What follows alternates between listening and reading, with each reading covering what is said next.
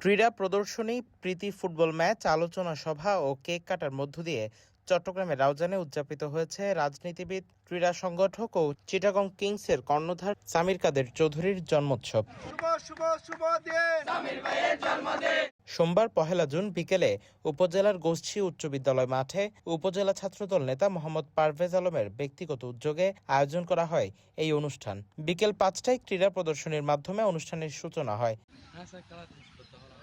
Bagoyan football একাডেমির ব্যবস্থাপনায় অনুষ্ঠিত প্রীতি ফুটবল ম্যাচে অংশ নেয় একাডেমির সিনিয়র ও জুনিয়র দল। প্রতিদ্বন্দ্বিতাপূর্ণ, গোলশূন্য ড্র হলেও খেলোয়াড়দের নৈপুণ্য ও ক্রীড়াসুলভ মনোভাব দর্শকদের মুগ্ধ করে।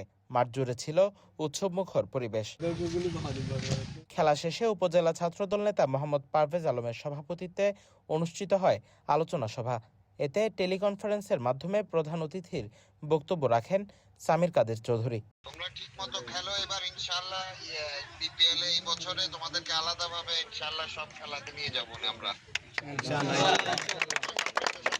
যোগাযোগ রাখো আর দোয়া করবা, দেখা হবে খুব শিগগিরই ইনশাআল্লাহ।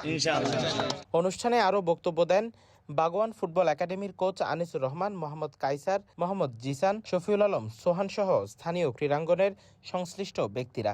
রাউজানে যে প্লেয়ার বিন্দুরা আপনারা আছেন, আপনারা ভালো খেলা উপহার দেন, আপনারা নতুন প্রজন্ম উঠে আসেন। আপনাদের পাশে বিশেষ ক্রীড়া ব্যক্তিত্ব, রাউজানের অহংকার, রাউজানের আইডল জনাব সামির কাদের চৌধুরী আপনাদের পাশে আছে। আমরা আসছি ওনার পক্ষ থেকে, জনাব সামির কাদের পক্ষ থেকে। আমরা আপনাদের পাশে সব সময় আছি, প্লেয়ারদের পাশে। এ সময় নেতাকর্মী, খেলোয়াড় ও শুভানুধ্যায়ীদের অংশগ্রহণে জন্মদিনের কেক কাটা হয়। স্লোগান ও শুভেচ্ছা ধ্বনিতে মুখর হয়ে ওঠে পুরো অনুষ্ঠান স্থল। আয়োজকরা জানান, তরুণদের ক্রীড়ার সঙ্গে সম্পৃক্ত রাখতে ভবিষ্যতেও এ ধরনের ইতিবাচক উদ্যোগ অব্যাহত থাকবে। রাউজান প্রতিনিধির পাঠানো তথ্যচিত্রে news desk, CTG post, Chittagong.